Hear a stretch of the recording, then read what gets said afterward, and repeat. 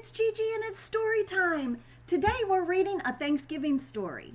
It's not Thanksgiving today, but one day it will be. Today we're going to read Gus the Pilgrim Turkey, and this was written by Teresa Bateman, illustrated by Ellen Joy Sasaki, something like that. Gus the Pilgrim Turkey. Gus loved being a turkey.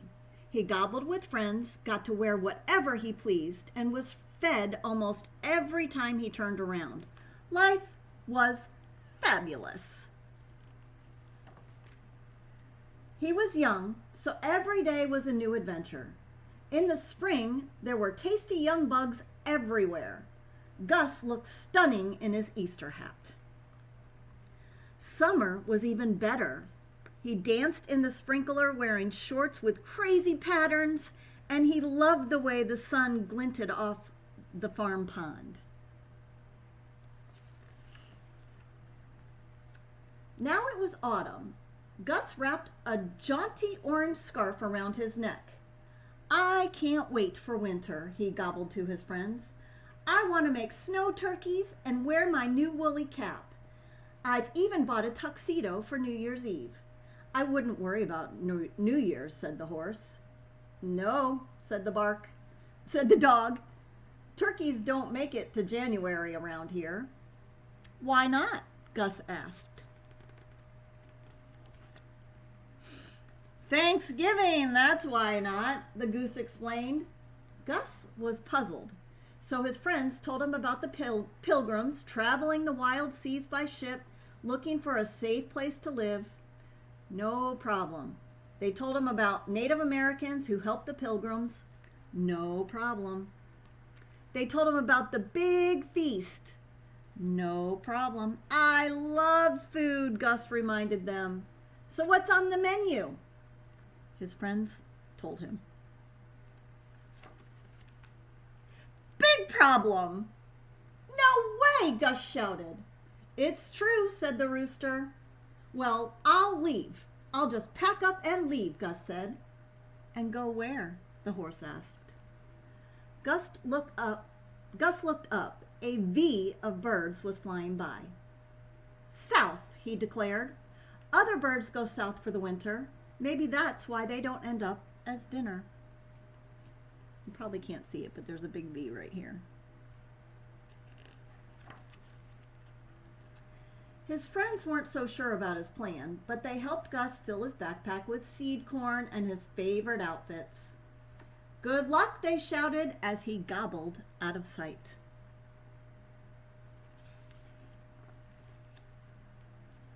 Poor Gus's drumsticks got rather tired, but he kept walking.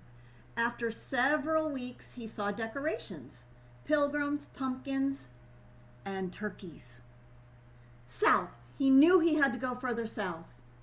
When Gus crossed the Rio Grande into Mexico, he felt safer. They didn't have Thanksgiving in Mexico, did they? Gus came to a town and heard music playing nearby. He followed the happy sound to a party. Cake was on the table. Hanging from a tree was a rather large, colorful bird. A turkey? He couldn't tell because it wouldn't stay still. The children were beating it with a stick. The horror! The horror! Suddenly, the bird broke. A cascade of candy fell out. Gus gasped in relief. It wasn't a turkey. It wasn't even a real bird. Still, he couldn't stay in a place where people would whack any kind of bird, feathered or fake. Gus kept moving. Thanksgiving or not, everywhere he went, people looked at him with hungry eyes. Was there no safe place for a turkey? At last, he grew so tired he couldn't walk anymore. So, Gus found a ship heading south and tiptoed on board late one night. He hopped into a lifeboat and settled down for a long journey. He was safe, whew, at least for a few days. He enjoyed sailing. But soon the seas grew rough and it got cold and then colder and then the coldest Gus has ever felt. He tugged his warm woolly hat. Then one day the ship stopped. Gus poked his head out. The coast was clear. He ran to the rail and looked around. Snow, snow, and more snow! The ship was surrounded by snow and ice. Gus gobbled in astonishment. Unfortunately, someone heard him. "Hey, would you get a load of that?" said the man in the parka. "I can't believe it. It's Thanksgiving, and right on board we have a real live turkey, just in time for our Thanksgiving feast." Gus grabbed his backpack and charged down the gangplank, but where could he hide? In this white wilderness, he stood out like a sore thumb. Suddenly, he saw a whole bunch of other birds. He dove into them. "Excuse me, let me by, so sorry." Still, he didn't feel safe. All the other birds were wearing black and white. He needed a way to blend in. Quickly, and look, they're all putting questions. "Who are you?" "Penguins." Quickly, Gus pulled out his tuxedo and threw it on. There was a lot of shouting, but now the men couldn't see Gus. Finally, they headed back to the ship. "What was that about?" the other birds asked.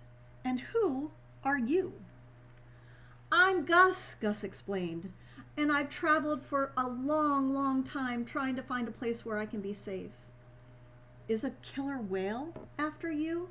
asked the nearest penguin. "No, no," Gus replied. "It's nothing like that. It's Thanksgiving." "Thanksgiving?" chorused the penguins. "Sure. It's a holiday about pilgrims and stuff," Gus said. "Penguins?" they asked. "No, pilgrims," Gus said slowly. Then he explained. The penguins listened. "So the pilgrims left their homes because they didn't feel safe there, and they traveled by ship for a long, long time?" said the penguin leader. Gus nodded. All the penguins turned to eye the nearby ship. "Welcome, Pilgrim," said the head penguin announced. "But I'm not a—" Gus began. Then he looked at the natives in this strange new home. They looked like they'd help him survive. "Maybe I am a pilgrim," Gus said at last. "I sure have a lot to be thankful for." "Then how about a feast?" asked his new friends. Gus grinned. "No problem." That's it for today.